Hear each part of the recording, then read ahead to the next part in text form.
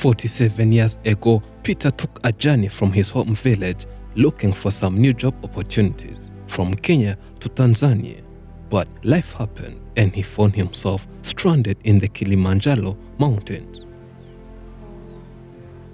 His wife, children and other family members waited for his return in vain, and everyone forgot about him and thought he died. Ameenda mali kazi lakini hakurudi tumuoneko. Today, he takes a long journey and makes a shocking return, and he's keen to reunite with his family. But will he be recognized?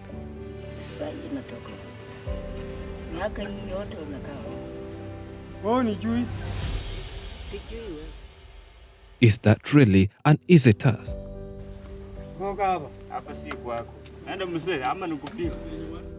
This is an extraordinary story. Peter Shtanda. Peter Shtanda was born and raised in this area. He later got married and started a family. He then needed to work harder for his family and was ready to do whatever it takes to see her family happy. In 1975, he took a long journey while he was looking for a good job. He headed to Nairobi, from Nairobi to Tanzania, and then returned to Nairobi. He then met a group of people who were going to Arusha, Tanzania, and followed them. He was a mason by profession and went to build houses near the Kilimanjaro mountain. He worked for 3 years and his job stopped. He was offered a chance to go to Zambia, but he refused and still never returned to Kenya. He was now doing agriculture for a living. He used to cultivate, grow crops and rear animals for people who in return paid him some little money. He was earning less that would not even cover his transport fare, being the reason he was not returning. But in 1982, he returned to see his family and there was no one to be found, and he went back to TikTok, a place where he lived. Life continued in Tanzania. He got a wife and produced 3 children. Now, those children grew and are as old as these ones here. Now, after 47 years, almost 50, he has decided to come and look for his family. The journey is too long and he's keen on meeting his family, and nothing will stop him, whether rain or any other thing. After years when he had failed to show up plus other life challenges, today is the day. But will he be recognized after such a long period of time? Is he sure that he will find his wife and relatives alive? This is his first wife. She says she got married long time ago, 53 years ago to be precise. The husband left when he was going to look for job opportunities and promised to return soon. But he went and later disappeared. They never heard of him. And still, she had no clue of where the husband was. At some point, she even doubted whether her husband could still be alive or not. She says that by that time, it was difficult. Technology had not evolved like today and there was no easy means of communication. At this point, she only prayed to God, asking for a proof to really know if the husband was still breathing. It looked like she was about to leave this world without seeing her first love, which was heartbreaking. She lived the rest of her life here alone and did everything for herself, and by God's grace, she's still breathing.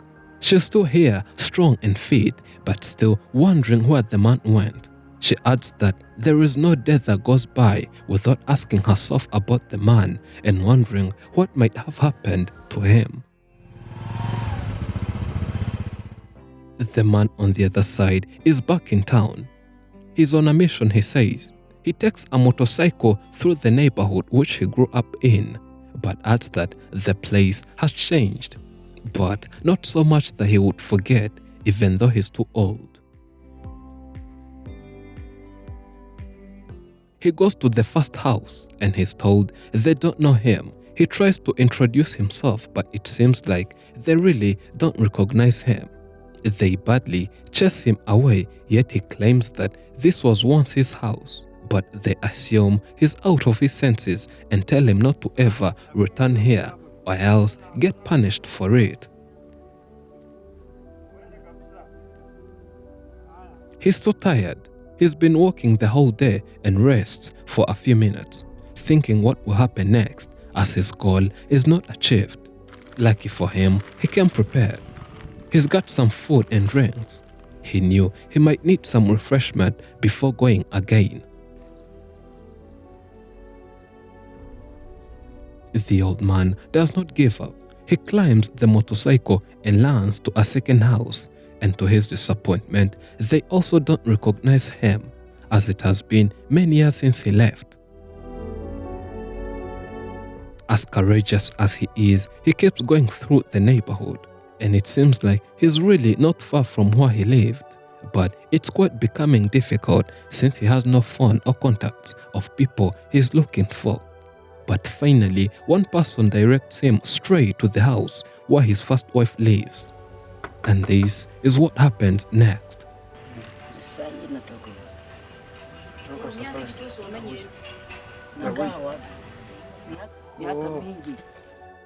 After long talk of what happened in such a long period of time, they organize a family meeting. As family members always heard of this man, but had never seen him. Taifa is his son. He says the old man left when he had only 4 years. Since the dad left when he was younger, he does not know anything about him apart from a picture he left. And seeing him today, it was difficult to believe that this is his father. 10 years after my father left, his 2 wives had searched but not any information about him and decided to get married to other men.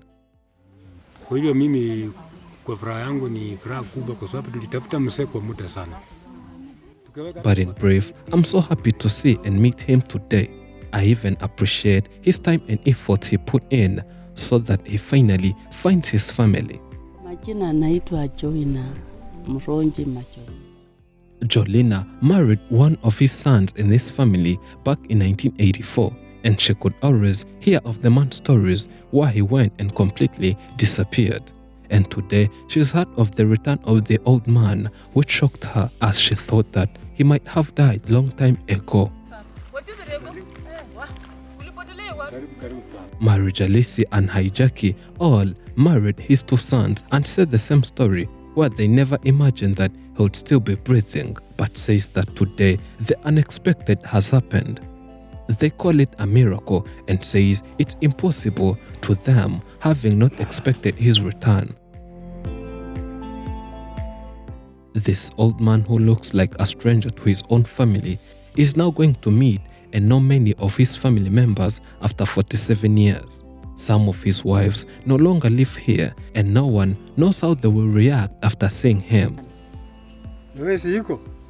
This brave old man shows that no matter what we go through that takes us away from our families, we should not forget our roots, and we should always find a way and reunite with them. A story by Byiringiro David.